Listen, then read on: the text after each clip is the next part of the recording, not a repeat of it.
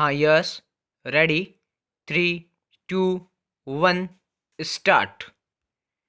एक दबाव समूह शब्द का प्रयोग उन हित समूहों के लिए किया जाता है जिनके प्रभाव डालने के तरीके सामान्य माध्यमों की अपेक्षा अधिक दबावपूर्ण होते हैं। विराम। ये समूह अपने लक्ष्यों की प्राप्ति के लिए दबाव के अतिरिक्त असंवैधानिक तरीके अपनाने से भी नहीं हिचकिचाते हैं। विराम।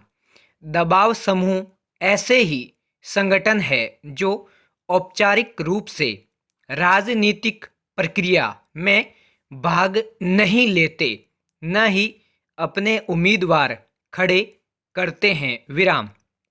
इसके बजाय वे अपने सदस्यों के हितों की प्राप्ति के लिए राजनीति को प्रभावित करते हैं। विराम। वर्तमान समय में नागरिक समाज संगठनों को प्रमुख दबाव समूह के रूप में देखा जाता है। विराम। भारत जैसे बहुधार्मिक, बहुभाषाई और लोकतांत्रिक देश में दबाव समूहों की प्रकृति उनके विविध लक्ष्यों से निर्धारित होती है। विराम। कुछ दबाव समूह जाति समूहों के रूप में देखे जा सकते हैं।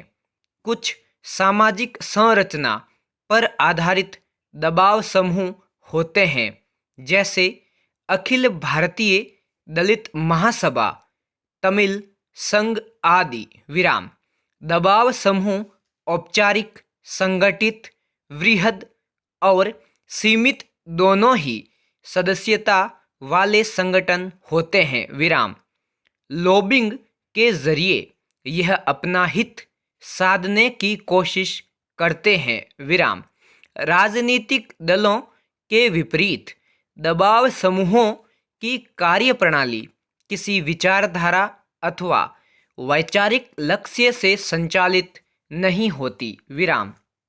इनका मूल लक्ष्य हितों की संरक्षण, अभिव्यक्तिकरण, समूहीकरण, सरकार पर दबाव डालना आदि होता है। विराम।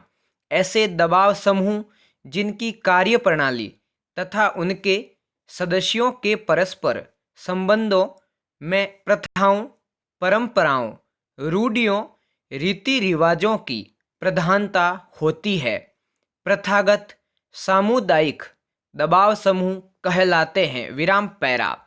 दबाव समूहों की कार्य व पद्धति में अपने हितों का प्रचार प्रसार, संबद्ध लोगों के साथ वार्ताएं, लॉबिंग, न्यायिक कार्यवाहियां, प्रदर्शन व हड़तालें, याचना, बंद, धरना, पद का प्रस्ताव करना, सरकार व अधिकारियों के साथ बैठकों, गोष्ठियों आदि का उल्लेख किया जा सकता है। विराम।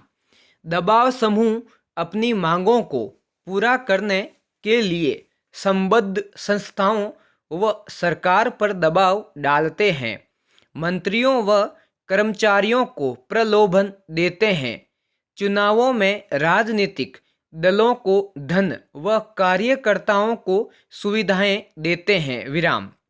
दबाव समूह लोकतांत्रिक मूल्यों और प्रक्रियाओं को सुदृढ़ करते हैं। विराम।